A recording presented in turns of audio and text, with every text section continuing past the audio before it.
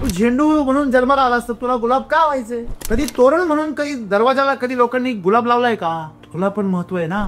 पाकळ्यांनी जर सजवायचं असेल तुझं महत्व किती आहे? तोरण म्हणून तुझंच महत्व आहे. सगळ्या फुलांमध्ये सगळ्या हारांमध्ये सगळ्यात मोठा तर तुझा भाग असतो. नवरात्रीच्या काळामध्ये देवीला जे हार मिळतात 9 दिवसांचे 9, 10 दिवसांचे 10 ते झेंडूचेच असतात, ते दुसरे चालत नाही.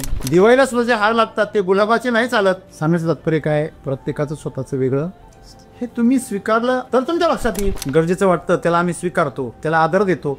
जे गरजेचं नाही वाटत त्याला आम्ही काय करतो, टाळतो. ही स्वीकृती नाहीये. स्वीकृती हा स्वभाव बनला पाहिजे. तुमच्यापेक्षा कुणी जर छोटाच नाहीये तर त्याला त्याच्याविषयी करुणा दाखवण्याची काय गरज आहे? पण आपण दुसऱ्याला आधी काय मानतो, दुर्बल मानतो आणि मग त्याच्याविषयी करुणा निर्माण करतो. आज आपण जर विचार केला तर आपल्या सामान्य जीवनामध्ये आपण समोरचा जो आहे आपला मित्र असेल, तुमचा कलिग असेल, तो जर प्रगती करायला लागला तर आपण त्याला काय करतो, मागे कसा खेचता येईल ते पाहतो आणि आपल्यापेक्षा थोडा खाली गेला का मोकळा सोडून देतो. हा उंदरा मांजराचा खेळ आहे. त्या उंदराचा आधी मनका मोडून टाकायचा आणि मग त्याला मोकळं खेळून द्यायचं आणि मग त्याला पंजाने इकडून तिकडून उडवायचं. हा खेळ सध्या चालू आहे. याला आम्ही सहिष्णुता आणि करुणा असं नाव देतो. सहनशीलता दाखवणारा त्याची सहनशीलतेचा अंत होतो आणि मग उद्रेक होतो. मग ती सहिष्णुता अशा प्रकारे विषयी बनते. करुणा दुसऱ्यापेक्षा कमी लेखल्याने किंवा दुसऱ्याला आपण जास्त आदर दिल्याने त्याला माज येतो आणि त्याच्यामधनं अहंकार बळावतो. अशा प्रकारची परिस्थिती आहे. तुम्ही जर एखाद्या समोर जर नमतं घेतलं, त्याला असं वाटतं की मी बरोबर आहे, याची चूक आहे म्हणून यांनी नंतर घेतले. असा समाज आहे आज. 2 व्यक्तींमध्ये ही समस्या आहे. जर त्याला सहन करावं, त्याला असं वाटतं याची चूक आहे म्हणून सहन करतोय. त्याच्याविषयी दया दाखवावी, त्याला असं वाटतं मी काय एवढा कमजोर आहे काय, माझ्याविषयी दया दाखवतो काय. तुम्ही तुमच्या जीवनाचा आदर करा. माणसं स्वतःच्या जीवनाचा आदर करत नाही म्हणून त्यांना दुसऱ्या कोणाचं तरी काय आश्रयाची गरज वाटते, दुसऱ्या कोणाचा तरी सहवास हवा असतो. स्वतःच्या बरोबर राहणं त्यांना मुश्किल होऊन जातं म्हणून दुसऱ्या कोणीतरी पाहिजे. आता राजांची संख्या कमी होत चालली, भिकाऱ्यांची संख्या वाढत चालली. हा भिकाऱ्यांचा समाज निर्माण हो. देणाऱ्यांचे हात हजारो ही जी म्हण आहे आता ही कालबाह्य झालेली आहे. घेणाऱ्याचे हात हजारो आणि देणारा दुबळा झालेला आहे. जनरली तुम्ही जर एखाद्या फळभाजीवाल्याकडे जर गेला तो पटकन एक सफरचंदाचं किंवा पेरूचं किंवा कशाच तरी खाप कापतो आणि तुम्हाला देतो. तुम्हाला माहिती आहे पाठीवर काय कारण आहे? तुम्ही जर इमानदार नसाल, तुमचं शरीर इमानदार आहे लक्षात ठेवा. तुम्ही जेव्हा तिथून निघायचा प्रयत्न करता ना तेव्हा तुमचं शरीर तुम्हाला सांगतो, ए बेट्या खाले तू फुकटचं खातो का, 4 सॅम्पल खाली घे काहीतरी. हे शरीर इमानदार आहे. स्वतःमध्ये तुम्ही सर्वांना सामावून घेतलं पाहिजे. त्याला स्वीकृती म्हणतात ना. वसुदैव कुटुंबकम यापेक्षा भारी स्वीकृती काय असायला पाहिजे? या जगामध्ये वसुदैव कुटुंबकम म्हणणारी फक्त भारतीय संस्कृती आहे. ती त्या वचनामध्ये सांगते की हे सर्व विश्वच हेच आमचं काय आहे, कुटुंब आहे. आणि म्हणून आम्ही सर्वांचा काय करतो, आदर करतो.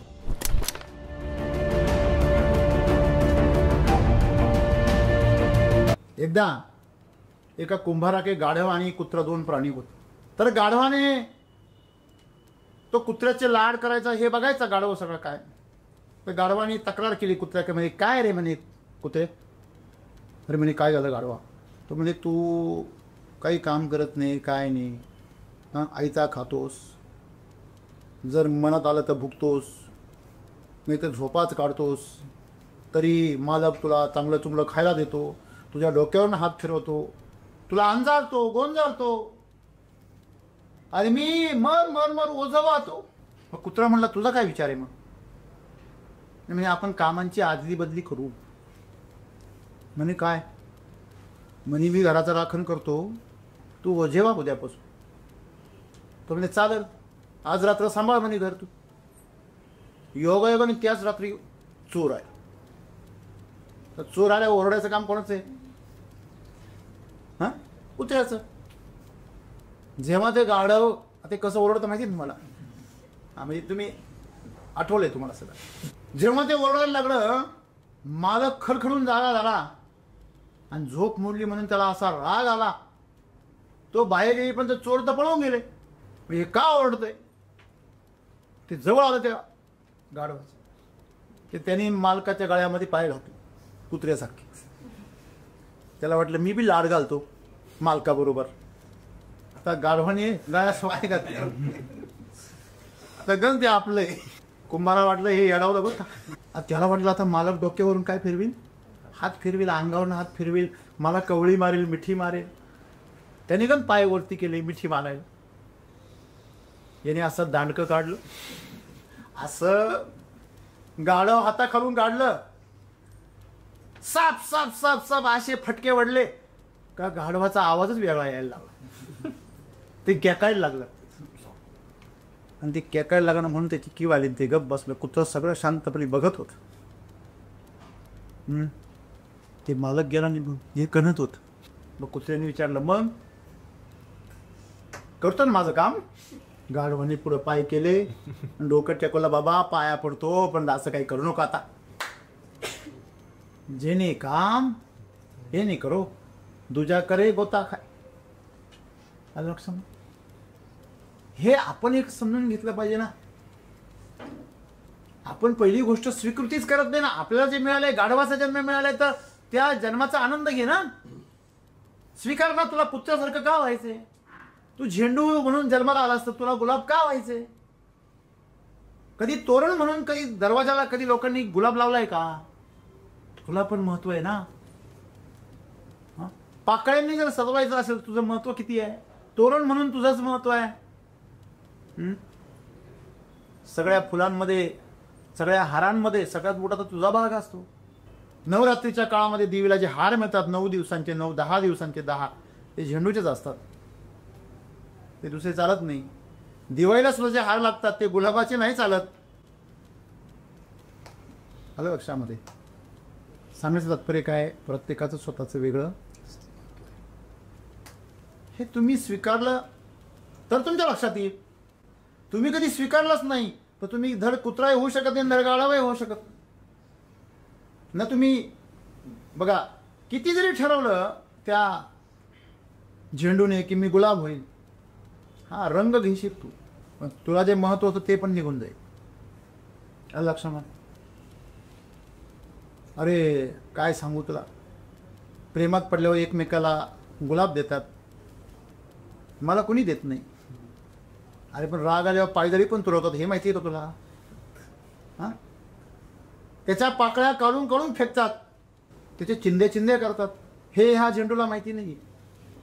हे कळल्यावर जावे त्याच्या वंशा, तेव्हा कळेल. बरोबर आहे ना? तेव्हा लक्षात ठेवायचे, परमेश्वराने आम्हाला जे जीवन दिलं, जसं दिलं, शरीर असेल, हे जीवन असेल, जे काही असेल ते आमच्यासाठी गरजेचं आहे आणि म्हणूनच दिलं. आपण असं म्हणतो की देवाने डांगर, एवढं मोठं डांगर जमिनीवर दिलं आणि आंबा बारीक तो वर दिला उंच. बरोबर आहे की नाही? पण डांगर वर का नाही दिलं? आंबा डोक्यात पडला तर तू जगशील, हिंगुळी तुला एवढं. डांगर पडला तर तुझं हे डांगर फुटल ना, राशील तर तू. निसर्गाची जी किमया आहे ती फार सूत्रबद्ध आहे. फक्त समस्या ही आहे माणसाची का त्याला निसर्ग कळत नाही, त्याला प्रकृती कळत नाही, म्हणून ती विकृती कदा.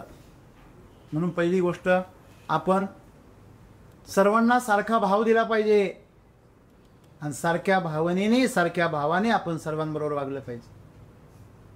आपण खूप कहाणी ऐकतो की गरीब आला तर त्याला लाथडलं जातं, श्रीमंत आला तर त्याचा आदर केला जातो, एखादा आलिशान गाडीमध्ये आला त्याचा सत्कार केला जातो, आणि एखादा जर असा पायी पायी आला त्याचा धुतकार केला जातो.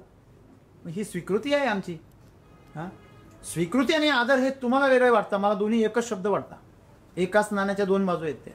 आदर आहे म्हणून स्वीकृती आहे ना, आणि स्वीकृती आहे म्हणून आदर आहे. ज्याच्याकडे स्वीकृतीच नाही आहे, आदर कुठून येईल?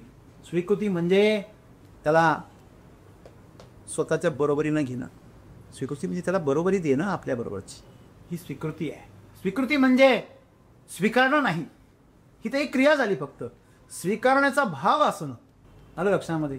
आम्ही जो भेदभाव करतो ना, तो भेदभावामध्ये जे आम्हाला गरजेचं वाटतं त्याला आम्ही स्वीकारतो, त्याला आदर देतो. जे गरजेचं नाही वाटत त्याला आम्ही काय करतो? टाळतो. ही स्वीकृती नाही आहे. स्वीकृती हा स्वभाव बनला पाहिजे तुमचा. आदर हा स्वभाव बनला पाहिजे. हे जर स्वभाव बनला आणि तुम्ही जर तसं द्यायला शिकलात तर एक सुंदर असा प्रकारचं समाज या ठिकाणी आपण निर्माण करू. समृद्ध, आनंदी, समाधानी. त्यांच्यामध्ये सहिष्णुतेची गरजच नाही आहे. जेव्हा तुम्हाला एकमेकापेक्षा लहान मोठं कोणी वाटतच नाही आहे तर तुम्हाला कोणाला काही सहन करण्याची काही गरजच नाही आहे. तुमच्यापेक्षा कोणी जर छोटाच नाही आहे तर त्याला त्याच्याविषयी करुणा दाखवण्याची काय गरज आहे? पण आपण दुसऱ्याला आधी काय मानतो? दुर्बल मानतो आणि मग त्याच्याविषयी करुणा निर्माण करतो. त्या गोष्टीप्रमाणे होतं. शिक्षकांनी मुलांना सांगितलं, उद्या येताना कुठला तरी परोपकार करून या, कोणाची तरी सेवा करून या, कोणाची तरी मदत करून या. मग 2 मुलं फार उशीर आले. मग त्यांना विचारलं, काय रे म्हणे, तुम्हाला उशीर का? म्हणजे गुरुजी तुम्ही काल सांगितलं ना परोपकार करा. मग परोपकार करत होतो. म्हणजे काय उपकार केला तुम्ही? म्हणे एक आजीबाई होती आणि तिला रस्ता क्रॉस करायचा होता. मग पहिला म्हटला मी तिला रस्ता क्रॉस करून दिला.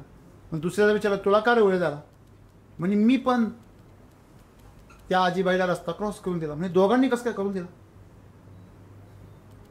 म्हणे त्यांनी तिकून इकडं आणलं आणि मी इकून तिकडं नेलं. म्हणे मग एवढा उशीर का झाला? म्हणे तिला इकून तिकडं जायचंच नव्हतं ना, मग ते बळच नेलं तिला. आम्ही त्रास दिला, तिने ओढतच नव्हती आम्हाला, ओढत नेलं. त्याच्यामुळे खूप टाईम झाला. असे गुरुजी असे जर विद्यार्थी झाले तर कल्याण या जगाचं. अशा प्रकारची सहिष्णुता, अशा प्रकारची करुणा तुमच्यामध्ये असेल आणि तशीच करुणा आजच्या काळामध्ये आहे. मेवा खायचा असतो म्हणून सेवा केली जाते, दाखवली जाते सेवा करतोय. हा, एकेका भ्रष्टाचारामध्ये भरपूर पैसा कमवायचा आणि त्या पैशातला 10% 20% कुठेतरी समाजसेवेचं कार्य करायचं. अशा प्रकारची सहिष्णुता आहे. तुम्ही बघा, खूप साऱ्या लोकांचे गोशाळा आहेत, त्यांचे आश्रम आहे, बरोबर आहे, त्यांचे तुम्हाला अनाथालय बघायला मिळतील, वृद्धाश्रम बघायला मिळतील. म्हणजे यांना पोरकं पण हेच करणार, यांना पोरकं सुद्धा हेच करणार आणि पोरके झालेल्या मुलांना अनाथाश्रमामध्ये सरकारच्या अनुदानावर हेच पोचणार. किती गंभीर गोष्ट आहे बघ. तुमचे पाय तोडून टाकणे आणि मग तुम्हाला अपंगाच्या सायकली वाटणे, असा प्रकार आहे. आणि असंच आज समाजामध्ये चालू आहे. तुमच्याकडचं जे नैसर्गिक बीज होतं, नैसर्गिक खतं होती, नैसर्गिक शेती होती, नैसर्गिक बैल होते, ते संपून टाकले आणि आता सगळं विकत घ्यावं लागतं. हे काय? तुमच्या विहिरीचं पाणी आटून टाकायचं, सायपणलक अनुदान मंजूर करायचं. हे षडयंत्र आहे आणि हेच चाललेलं आहे. अशा प्रकारची सहिष्णुता आणि करुणा जगामध्ये आहे. आणि म्हणून अशी भ्रष्ट झालेली सहिष्णुता आणि करुणा ही या समाजाला काही गरजेची नाहीये. आज खरी गरज आहे आदर करण्याची, ज्याला त्याला ज्याचा त्याचा भाव देण्याची, त्याची मूल्य, त्याचं रिस्पेक्ट देण्याची गरज आहे आज. कुठल्याही प्रकारच्या एक्सपेक्टेशन शिवाय रिस्पेक्ट आणि कुठल्याही प्रकारच्या स्वार्थाशिवाय दुसऱ्याला काय देणं, भाव देणं. लक्षामध्ये आपल्याला गरज असली की भाजीपाल्याला खूप भाव असतो, मार्केटमध्ये मिळाला नाही का मग भाव मिळतो, आणि मार्केटमध्ये मिळाला की भाव नसतो. ही भाव म्हणजे तोलमोल करण्याची चुकीची पद्धत आहे. आज आपण जर विचार केला तर आपल्या सामान्य जीवनामध्ये आपण समोरचा जो आहे आपला मित्र असेल, तुमचा कलिग असेल, तो जर प्रगती करायला लागला तर आपण त्याला काय करतो, मागे कसा खेचता येईल ते पाहतो आणि आपल्यापेक्षा थोडा खाली गेला का मोकळा सोडून देतो. हा उंदरा मांजराचा खेळ आहे. त्या उंदराचा आधी मनका मोडून टाकायचा आणि मग त्याला मोकळं खेळून द्यायचं आणि मग त्याला पंजाने इकडून तिकडून उडवायचं. हा खेळ सध्या चालू आहे. याला आम्ही सहिष्णुता आणि करुणा असं नाव देतो. यहाँ जहर का नाम ही दवा रखा है, हमने शत्रुता का नाम ही मित्रता रखा है, मौत का नाम ही जीवन रखा है, कथलाचं नाव आम्ही सोनं ठेवलेलं आहे. कळतंय का तुम्हाला? आणि म्हणून जीवनामध्ये आम्ही फक्त नावं बदललेली, अर्थ नाही बदलले. अर्थ बदलले का नाही. म्हणजे हा जो एवढा गंभीर प्रश्न आहे आपल्या जीवनामधला की तुम्ही सर्वांनी प्रत्येकाला आपल्या बरोबरीचा मान देणं, आपल्या बरोबरीची संधी देणं ही प्रत्येकाची जबाबदारी आहे. तरच या समाजामध्ये शांती नांदेल. अन्यथा या समाजामध्ये ही जी तेढ आहे, सहनशीलता दाखवणारा त्याची सहनशीलतेचा अंत होतो आणि मग उद्रेक होतो. मग ती सहिष्णुता अशा प्रकारे विषारी बनते. करुणा दुसऱ्यापेक्षा कमी लेखल्याने किंवा दुसऱ्याला आपण जास्त आदर दिल्याने त्याला माज येतो आणि त्याच्यामधला अहंकार बळावतो. अशा प्रकारची परिस्थिती आहे आज. तुम्ही जर एखाद्या समोर जर नमतं घेतलं, त्याला असं वाटतं की मी बरोबर आहे आणि याची चूक आहे म्हणून यांनी नमतं घेतलेलं आहे. असा समाज आहे आज. आज दोन व्यक्तींमध्ये ही समस्या आहे. जर त्याला सहन करावं तर त्याला असं वाटतं याची चूक आहे म्हणून सहन करतोय. त्याच्याविषयी दया दाखवावी, त्याला असं वाटतं मी काय एवढा कमजोर आहे काय, माझ्याविषयी दया दाखवतो काय, हां ते मला काय मूर्ख समजतो का काय. गाढवाला तेच वाटलं होतं ना कुत्र्याविषयी, मला काय समजतो, हां नुसतं ओरडतो फक्त, काही काम करीत नाही, काही नुसतं खातो. म्हणजे आपल्याला जीवनामध्ये हे कळलंच पाहिजे, हे सत्य उमगलं पाहिजे, हे सत्य उमगावं म्हणून सद्गुरूने आज आम्हाला हे स्पष्ट केलं की एकमेकाला आदर देण्याची, जसं आहे तसं स्वीकारण्याची, आणि म्हणून तो भाव तुम्ही तुमच्यात निर्माण करा. आणि तो निर्माण करण्यासाठी पहिले तुम्ही स्वतःला स्वीकारा. तुमचं शरीर जसं आहे तसं स्वीकारा. बरोबर आहे. त्याच्यानंतर तुम्ही तुमच्या जीवनाचा आदर करा. माणसं स्वतःच्या जीवनाचा आदर करत नाही म्हणून त्यांना दुसऱ्या कोणाचं तरी काय आश्रयाची गरज वाटते, दुसऱ्या कोणाचा तरी सहवास हवा असतो. स्वतःच्या बरोबर राहणं त्यांना मुश्किल होऊन जातं म्हणून दुसरं कोणीतरी पाहिजे. आता राजांची संख्या कमी होत चालली, भिकाऱ्यांची संख्या वाढत चालली. हा भिकाऱ्यांचा समाज निर्माण होत,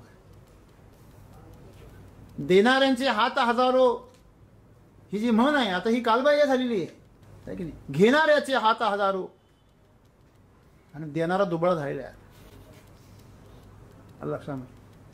आणि म्हणून जो सम्राट आहे आतमध्ये बसलेला तो झाकला जातोय आणि शरीर आणि मन याला ताकद दिली जाते. आणि म्हणून कोणाला सजवायचं कोणाला दाखवायचं हे आपण ठरवलं पाहिजे.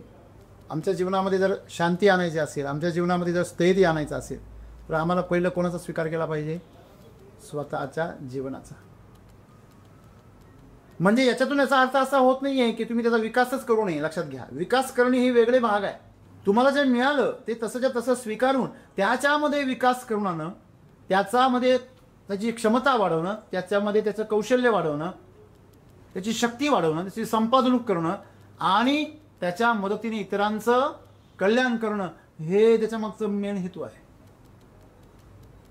बीचा हेतू काय आहे? झाड बनून जन्माला येणं आणि जगाला सावली फळ सगळं देणं, ऑक्सिजन देणं, गारवा देणं.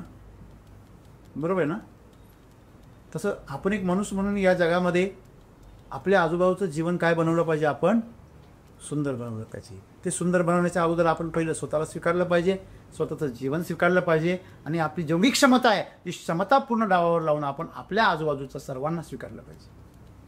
तुम्हाला स्वतःला जर स्वीकारत नसाल, जो माणूस स्वतःवर प्रेम करत नाही तो दुसऱ्यावर प्रेम करू शकतो खरं. ज्याच्या खिशामध्ये दमडी नाही तो दुसऱ्याला 100 रुपये 1000 रुपये देऊ शकतो का? 1 रुपया पण नाही देऊ शकत. नाही, आपल्याला क्रेडिट आहे. ओ शेट, क्रेडिट कार्डवाल्यांची काय परिस्थिती होते सगळ्यांना माहिती आहे. क्रेडिट कार्ड ज्या घेऊन ह्या सगळ्या बँका काही दिवसांपूर्वी अगदी मागं लागत होत्या. जसं आजच्या काळामध्ये सगळे मुलांचे बाप मुलींच्या बापांच्या मागं लागलेले, तशा प्रकारे हे क्रेडिटवाले हे बँकावाले क्रेडिट कार्ड घेऊन ग्राहकांच्या मागे लागायचे. आमच्या बँकेचं घ्या, आमच्या बँकेचं घ्या. का? क्रेडिट चांगली गोष्ट नाही आहे, बरोबर आहे की नाही. आधी खायचं आहे मग मोजायची आहे किंमत. अहो, तो नंतर म्हणला तुम्ही जे खाल्लं ते 100 रुपयाचं नव्हतं, 500 रुपयाचं होतं. संपला तुमचा विषय. हां, कळलं का तुम्हाला? म्हणून आपण लक्षात ठेवलं पाहिजे, हे जीवन जे आहे आमचं हे कसं पाहिजे, रोख पाहिजे. कसं पाहिजे, रोख पाहिजे. याची किंमत आम्ही आधी मोजली पाहिजे. जेव्हा तुम्ही किंमत आधी मोजता, तुम्हाला माहिती आहे जनरली तुम्ही जर एखाद्या फळभाजीवाल्याकडे जर गेला तो पटकन एक सफरचंदाचं किंवा पेरूचं किंवा कशाच तरी खाप कापतो आणि तुम्हाला देतो. तुम्हाला माहिती आहे पाठीमागे काय कारण आहे. तुम्ही जर इमानदार नसाल, तुमचं शरीर इमानदार आहे लक्षात ठेवा. तुम्ही जेव्हा तिथून निघायचा प्रयत्न करता ना तेव्हा तुमचं शरीर तुम्हाला सांगतो, ए बेट्या खाले तू, हां फुकटचं खातो का, हां 4 सॅम्पल खाली घे काहीतरी. हो, हे शरीर इमानदार आहे. ते लगेच लक्षणं दाखव. बरोबर आहे? म्हणजे हे मन आहे, शरीर आहे, हे लगेच लक्षणं दाखवतं. इमानदार आपण त्याच्याविषयी काय राहिलं पाहिजे? इमानदार राहिलं पाहिजे. आणि आपण त्याच्याविषयी इमानदार राहून त्याचा विकास साधून आपण आपल्या आजूबाजूला काय निर्माण केला पाहिजे? स्वर्ग निर्माण केला पाहिजे. मित्रांनो, जो दुसऱ्यांचा आदर करतो त्याचा आदर होतोच. जो सर्वांना स्वीकारतो त्याला हा सर्व समाज स्वीकारतो ना. बरोबर आहे की नाही? आणि म्हणून आपण एक लक्षात ठेवलं पाहिजे, सुरुवात कोणापासून करायची आहे? स्वतःपासून. श्रीमंत कोणाला व्हायचं आहे? स्वतःला व्हायचं आहे. निरोगी कोणाला व्हायचं आहे? स्वतःला व्हायचं आहे. संपन्न कोणाला व्हायचं आहे? स्वतःला व्हायचं आहे. मग तुम्ही स्वतःला, मी सांगतो, जर आजपर्यंत तुम्ही अहंकार सांगत होते, तुम्ही स्वतःला म्हणताय. स्वतःला म्हणण्यापेक्षा तुम्ही लक्षात ठेवलं पाहिजे की ज्यावेळेस तुम्ही समृद्ध होता, ती समृद्धी तुम्ही सर्वांसाठी काय करता? खुली करता. स्वतःमध्ये तुम्ही सर्वांना सामावून घेतलं पाहिजे. त्याला स्वीकृती म्हणतात ना. वसुदैव कुटुंबकम यापेक्षा भारी स्वीकृती काय असायला पाहिजे? या जगामध्ये वसुदैव कुटुंबकम म्हणणारी फक्त भारतीय संस्कृती आहे. ती त्या वचनामध्येच सांगते की हे सर्व विश्वच हेच आमचं काय आहे? कुटुंब आहे. आणि म्हणून आम्ही सर्वांचा काय करतो? आदर करतो. आमचा आदर म्हणजे आमचा दुबळेपणा नाही. हे आम्ही काही दिवसांपूर्वी सिद्ध करून दिलंय वाटतं ना. दिलंय ना? दिलंय की नाही? हे आपल्याला कळलं पाहिजे. आणि म्हणून मित्रांनो, आपण सर्वांनी जीवनामध्ये आम्हाला जे जीवन मिळालं त्याचा काय केला पाहिजे? आदर केला पाहिजे. आणि त्याचा स्वीकार करून आम्ही आमचं जीवन कसं बनवलं पाहिजे? सुंदर बनवलं पाहिजे. त्याच्याविषयी तक्रार करणं सोडलं पाहिजे. आणि आहे त्या जीवनाला आम्ही बहारदार बनवलं. धन्यवाद.